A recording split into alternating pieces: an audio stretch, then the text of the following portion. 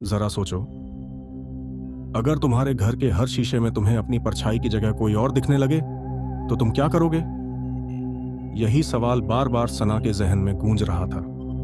सना और उसका छोटा भाई आरिफ दिल्ली के पास एक पुराने मोहल्ले में नई रेंटेड कोठी में शिफ्ट हुए थे। घर बहुत बड़ा था, कम किराए पर मिल गया था, लेकिन पड़ोसी बार बार समझाते, बहन जी, इस घर का इतिहास अच्छा नहीं है, यहाँ पहले भी कई बार लोग आए और अचानक चले गए।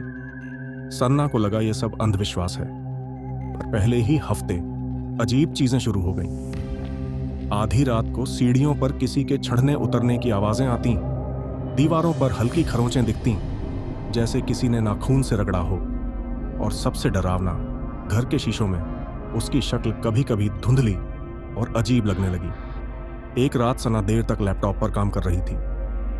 अचानक खिड़की के शीशे में उसे अपनी परछाई दिखी, लेकिन परछाई की आंखें लाल थीं और होंठ मुस्कुरा रहे थे, जबकि वो खुद बिल्कुल सीरियस थी।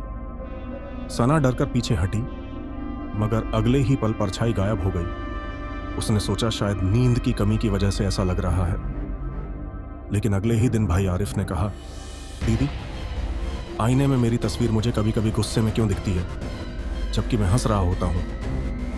अब सना के पांव तले जमीन खिसक गई। दोनों भाई बहन अब खुलकर डरने लगे थे। सना ने मोहल्ले के एक बुजुर्ग हकीम साहब से पूछा। हकीम साहब ने गहरी सांस ली और कहा, इस घर में पहले एक शख्स रहता था जो आईनों और शीशों का बहुत बड़ा शौकीन था। कहते हैं वो काला जादू करता था और अपनी आत्मा को आईनों में कैद कर लिया था।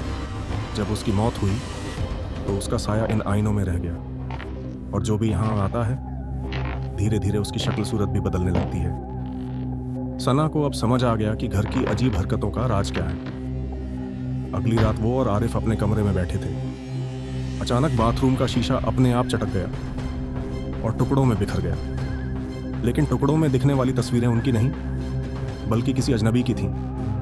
एक आदमी जिसकी आंखें खून से भरी हुई थीं और चेहरा जल चुका था। आरिफ चीख कर रोने लगा। सना ने उसे पकड़ लिया।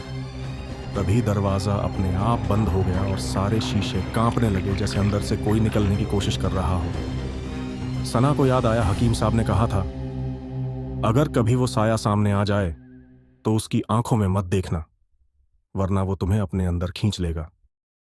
सना ने भाई की आंखें बंद कर दी और खुद जमीन पर पड़े शीशे के टुकड़े पर एक कपड़ा डाल दिया।